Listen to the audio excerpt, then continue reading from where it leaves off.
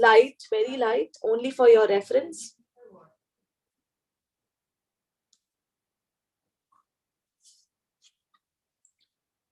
Repeat this exercise.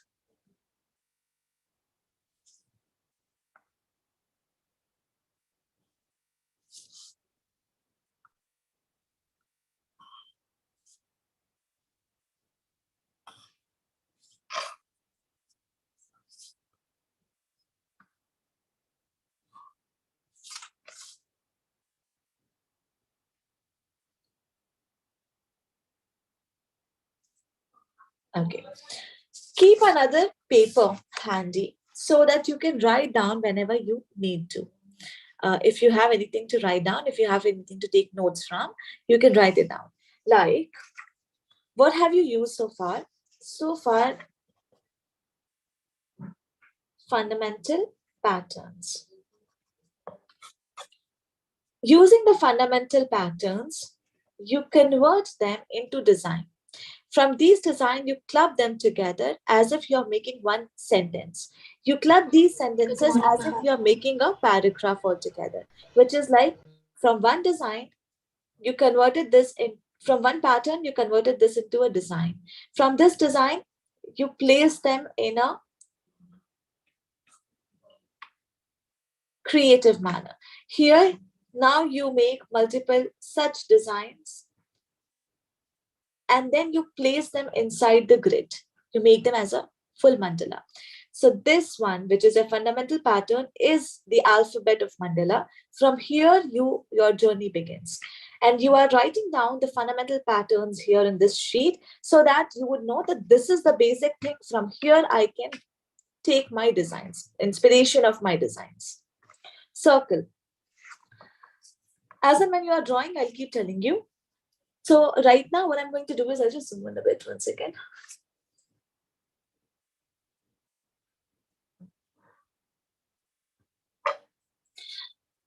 I'm leaving this area, and after this, here, using semicircle, making a design. Take the help of the grid.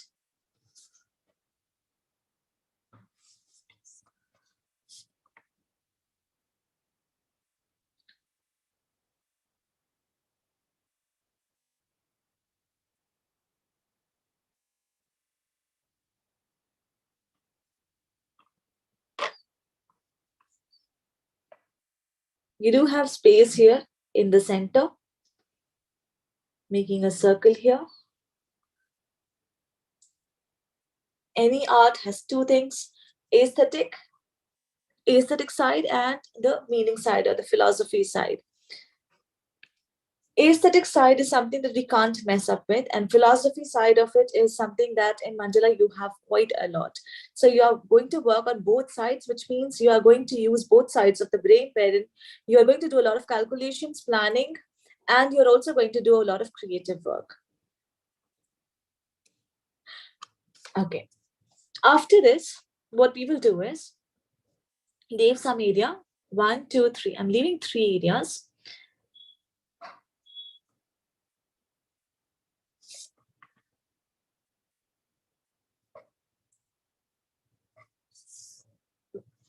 What I'm doing is I'm making an inverted dome structure.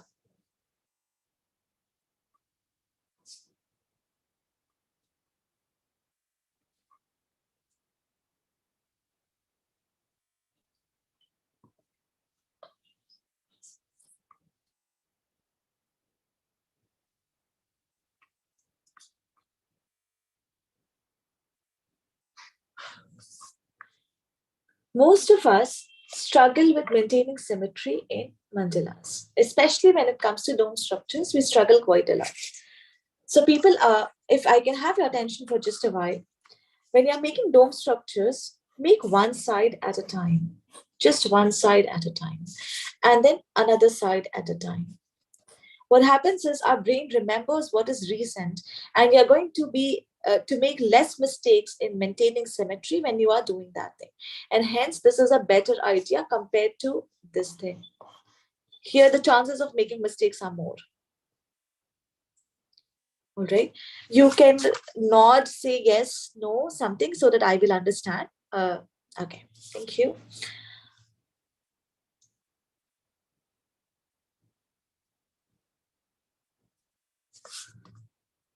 Making a double line here now. The double line here is because if I don't make a double line, there's a high chance that if I do shading pattern inside, shading based design inside, it is going to be messed, or it is going to merge with the layer which is after this or before this. And hence double line prevents such things. What should be the size of your grid? The size of your grid depends on multiple factors. First factor is how intricate you want your mandala to be. Basis that, you take a call on the size of your grid, number one. Number two, the size of your mandala altogether. And number three, how much of support you need from your work. Like, is it okay for you when you have two separate lines and this is the concentric circle? You want to make a design very intricate, you take the help of this center point, right? So instead of having another grid, I just use an assumption that this is my grid point. So you can do that also. If you are able to do that, then in that case, you don't need a lot of lines. If you're not able to do that, then you would need a lot of lines. So like, for example, I have this much area and I want to make a design. For this, I want this as my reference point. If you're able to do it on your own, then it is fine. Otherwise, you would need a grid for this, right? So this is how you decide on how intricate your grid is going to be. Coming back to the design that we were making, I'm making one more dome structure inside. And the place where you are writing the fundamental patterns, you can write down dome structure / lotus petal there.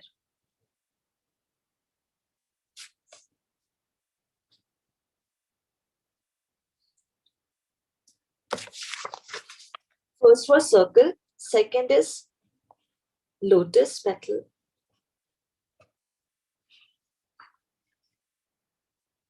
Now, everybody, I have a question for all of you. What do you think is the meaning of circle? And what do you think is the meaning of a dome structure? Or why is dome structure needed in mandala altogether? This question is for all of you. You can type it down in the chat box.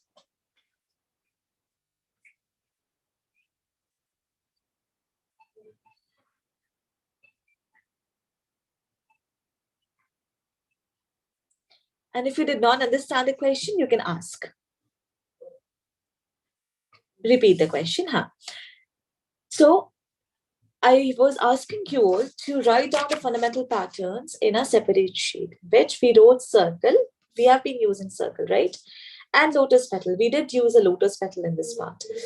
So these two must have some meaning or some kind of, it does resonate well with the overall idea of mandala, which is why they are there, right? Otherwise, it wouldn't be there.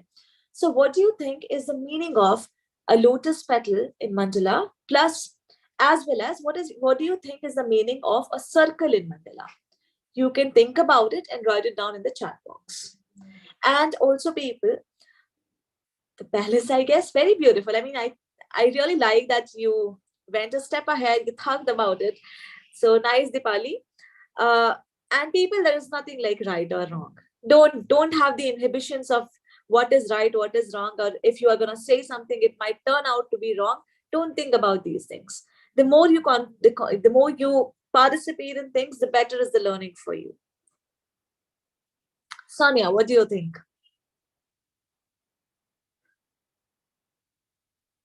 No?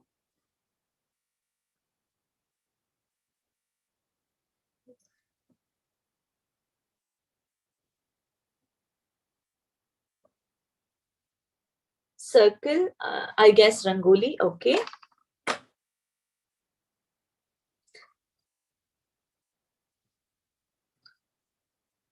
Okay. Aspect of meditation, okay. Dome, palace, okay. What else? Dipali and Drishti have been. Because they are symmetrical. Mansi, that makes sense. What else?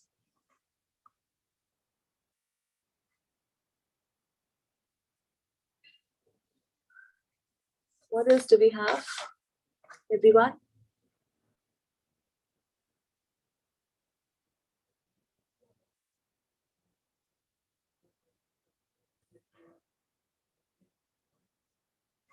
Represents spiritual enlightenment. Okay. Spiritual enlightenment.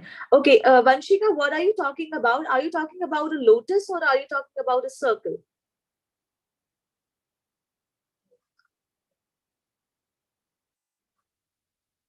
Circle. Okay.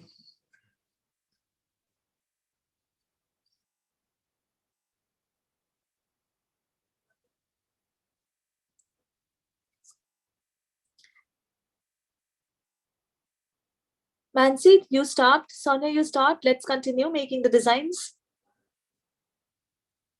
Okay.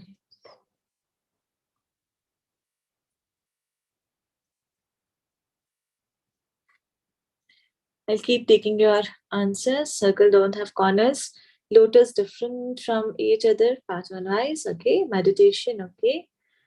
Joint pattern more like dots and lines. Okay. Spiritual enlightenment. Okay.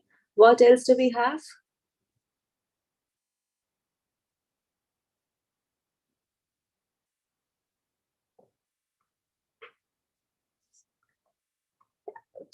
Very interesting answers, actually. Nice. But I'm glad that all of you participated. Very good. What do you think? Please tell. Yes, Drishti, I will tell. I will tell. I will tell. I want people to answer first, but very sweet.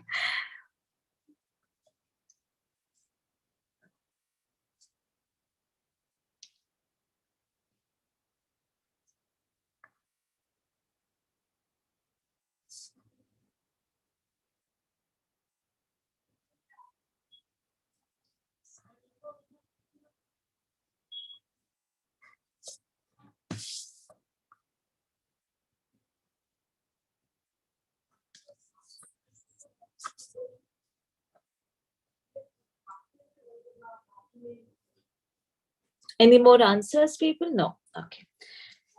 So a lot of you participated. Now I'm going to tell the answers. A circle is something which does not have a starting point or an ending point, right? It is something which, Kajal, that looks pretty, very pretty, is something that so basically, since it does not have a starting point or an ending point, it is more like a cycle which just continues, right? It is more like a cycle. Now, a circle altogether represents abundance. It represents that something is whole or full. It represents that it is infinite. It is beyond something being constrained. It can't be constrained. It can't be limited. And in the philosophical context, circle is something that is uh, a symbol of soul altogether. When you have to symbolize the soul, you use a circle for that purpose. And lotus. For most of us here, why have we joined the session? We are here because we felt that since it said mandala for as a self-healing tool, we are here so that it could be a treat for our psyche, right? And most of us here are for that purpose. That it could be something that does help with self-healing or with bringing some sort of calmness to ourselves, right? So what are you trying to do? What you're trying to do is you are trying to stay away from the external forces in bringing you down and work on your own well-being, uh, your own emotional well-being through whatever tools that you have around, through the tool of art, right? Which is why you are here. So in the hindsight, you're trying to not let the negativity around affect you in any manner. A lotus petal or a lotus is the epitome of this symbol. It is absolutely, it symbolizes the fact that no matter what my external forces are, no matter what my surroundings are, I'm not going to get affected by it. And hence, a lot of times, lotus petal is used in mandala designs. You can call it as a dome structure or you can call it as a lotus petal, but at the end, the funda is same.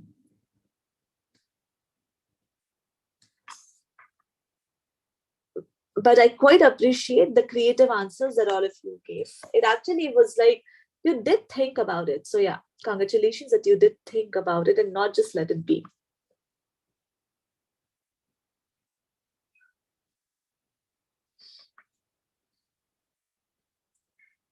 On a similar note, right now what you are doing, it involves petal, a petal design, right?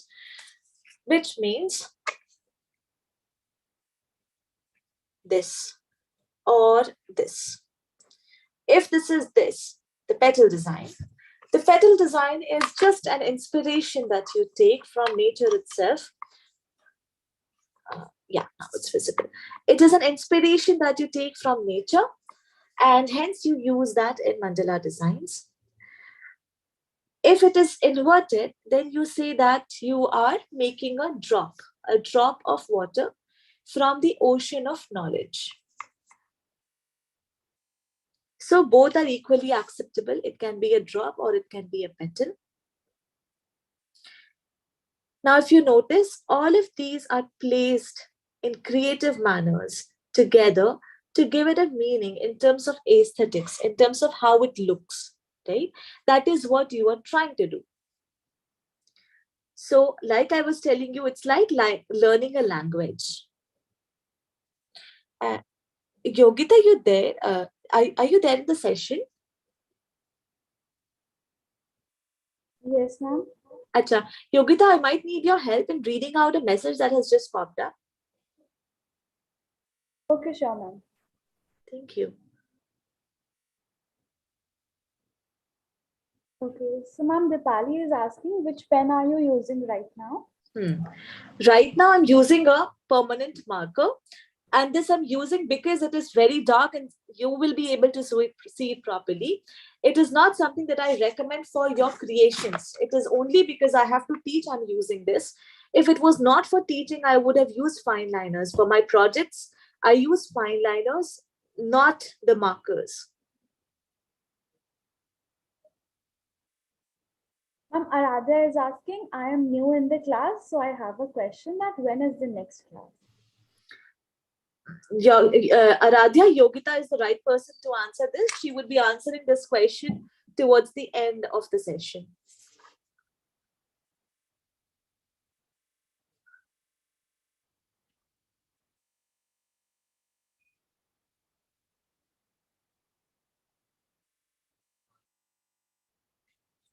You can keep asking questions, people. The more you ask, the better it is. So far, what did you learn? You learned about what is mandala. You learned about the three fundamental rules of mandala, which was circular essence, repetition of designs, and number three was at least one point of origin, right? After this, what did you learn? You learned that every stroke in mandala has got a meaning. Nothing is random, which means what I'm working on right now, which is a line and a dot, this should also have a meaning, right? Yes, it does. Dot is concentration, focus. Dot is starting point or ending point. It is the starting point or destination, as you might call it. Uh, while the line is convergence of energies on various aspects. Again, quite a detailed subject, but yeah, overall it means convergence.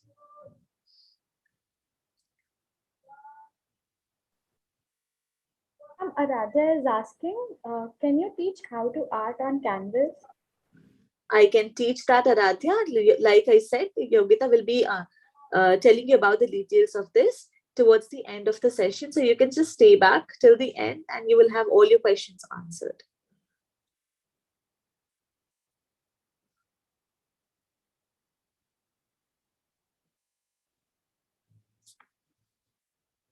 So you learned dot, line, circle, petal, drop, right? Dome structure. If you have any questions related to the meanings of these, You can feel free to answer that, ask them.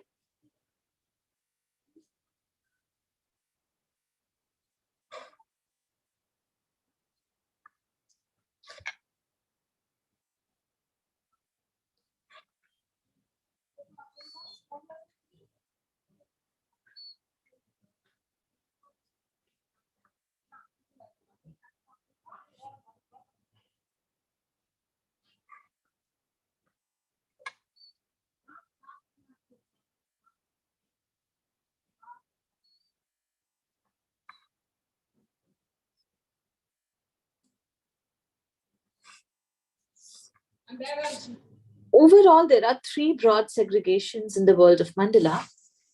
These are teaching, healing, and San Mandala. Teaching being more about uh, imparting knowledge or a sort of philosophy or any kind of teaching in pictorial depiction in the form of mandala, that becomes your teaching mandala.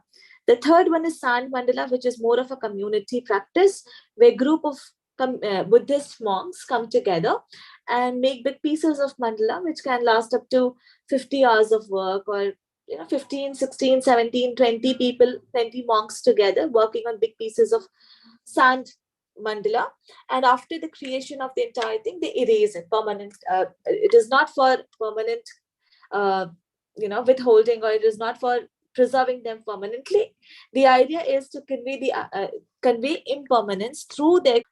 Yeah, so basically I was saying that uh, the sand mandala, this is more like a community project, and after creation of the entire thing, they erase it entirely, and this is to convey the ideas of impermanence, that nothing is permanent and don't get too attached to things. And right, and the third one that you are doing today, it is called healing mandala, which is more about giving you an experience. So it's a process way more than the journey, than the product. So it is more about the journey, it is more about the experience, which is why the strokes have a meaning and you are supposed to know them. The entire set of mandalas that you do are, they have meanings. Like if you are doing a square mandala, it does have some sort of meaning associated with a shelter of some kind. It can be your body, or it can be the planet, or it can be your home, but it is symbolic of something like that. If it's a combination of circle and square, it is a combination of the soul and the body that you are referring to.